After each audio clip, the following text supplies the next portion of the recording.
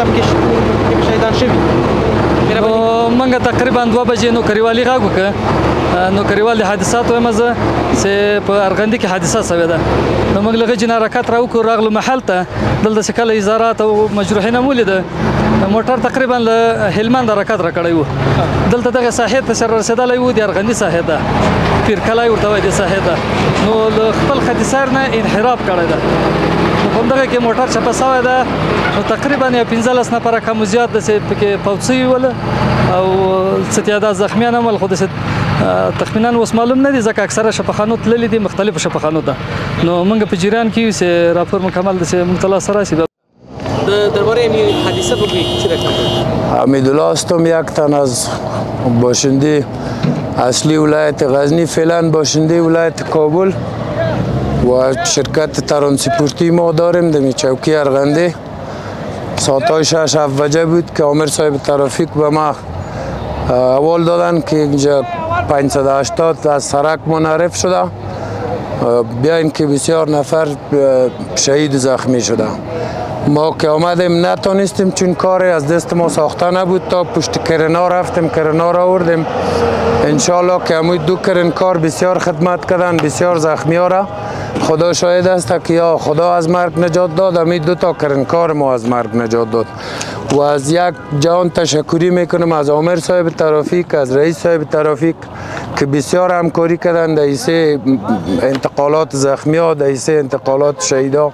و از حکومت خود عاجزانه و مخلصانه خواهش میکنم که هر چی زودتر سرک ما را 2 سرکه بسازن، که ما 10 سال یا 8 سال از در سرک هستم، شاهد صدها می تو سقوط موترها و شهیدا و زخمی ها هستیم.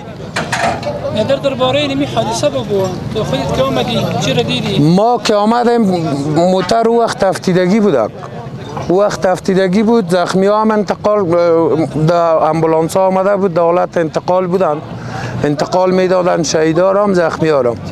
فقط این حال ما تانستیم که خود ما آمدیم به دستای خودمون تمام موتر هم بالا کردیم و اون میبینی که یگان سامانه و چیزای از این مردم های غریب و بیچاره که مانده اونوار هم در موترهای خورد جمع کردیم که حال انتقال بتیم در نمایندگی هلمند بس.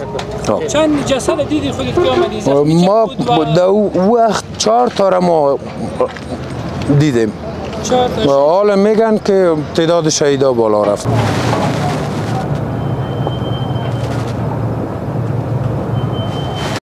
تاسو نوم څه دی او اما دلته د څه لپاره راغلی؟ بله خبره دا ده چې دا ډریوران موټر څه رقم ته ځغلی؟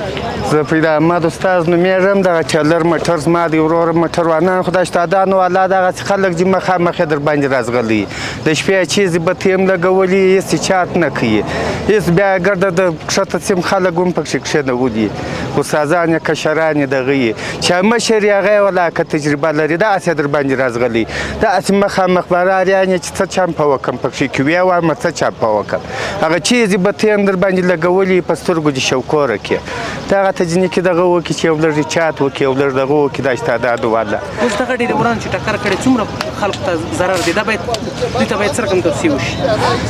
نو دوی ته باید هغسې توصیه وشي، حکومت چې باید ورته وکړي وروره خو دا چې دا ګرده کورنۍ په غم کښېنولې، په 80 نفره پکښې کې چې 80 کورنۍ په غم کښېنولې، خو چې په هره کورنۍ کې 5 کسان چې دا یې 300 کسان دوی په غم کې وو.